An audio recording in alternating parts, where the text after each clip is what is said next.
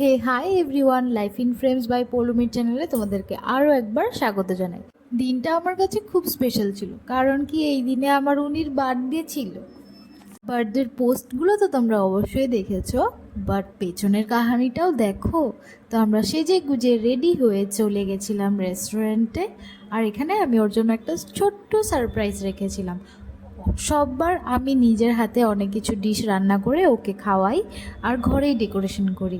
এবার যেহেতু আমরা দুজনই বাড়িতে ছিলাম আর কেউ ছিল না বাড়ি থেকে কেউ, সেই জন্য ভাবলাম না আজকে আর এইভাবে করে করব না, একটু অন্যভাবে করে সেলিব্রেট করি।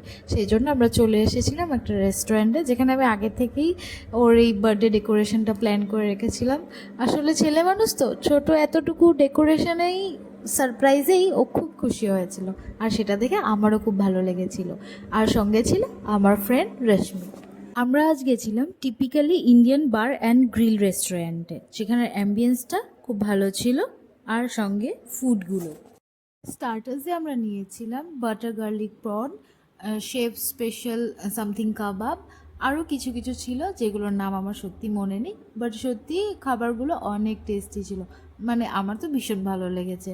আর তোমরা হয়তো এতদিনে অনেকেই জেনে গেছো যে আমি বেশ ফুডি, তো আমি খাবার খেতে আর নতুন নতুন খাবার ট্রাই করতেও খুব পছন্দ করি।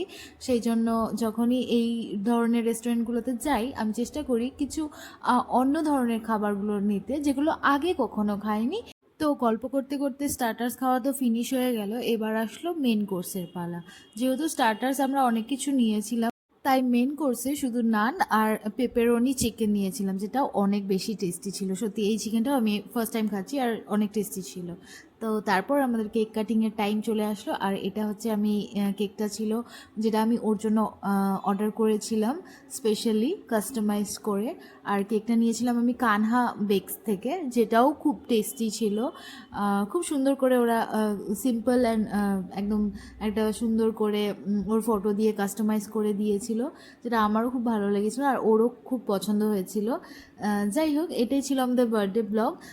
একটু লেট হলো পোস্ট করতে, স্টিল আই হোপ তোমরা এনজয় করবে। তো ভিডিওটা ভালো লাগলে একটা লাইক কমেন্ট আর শেয়ার অবশ্যই করে দিও, আর সাথে চ্যানেলটা সাবস্ক্রাইব করতে কিন্তু ভুললে চলবে না। আর তোমরা তোমাদের লাভড ওয়ান্সের বার্থডেতে কী স্পেশাল করো আর কিভাবে কি প্ল্যান করো, তোমরা চাইলে সেটা আমাকে কমেন্টসে জানাতে পারো, আমার সাথে শেয়ার করতে পারো, so that I can get the idea for my loved ones, আর সেরকম করে নতুন করে কিছু করতে পারি for his birthday next year. আর তোমরা যারা এরকম বার্থডে সারপ্রাইজ নিজের বার্থডেতেও পেতে চাও, তাহলে নিজের লাভড ওয়ান্সকে এই ভিডিওটা শেয়ার করে দাও, so that they can get the idea that how to surprise your loved ones. আর চলো একটু বার্থডে বয়ের কাছে শুনি যে ওর আজকে সারপ্রাইজটা কেমন লাগলো।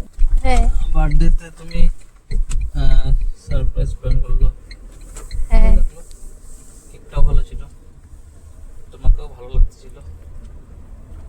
আর তুমি যে জামাটা পরেছো ওইটাকে দিয়েছো। হ্যাঁ, ওটা সব জামাটাও ভালো লাগছে আমার।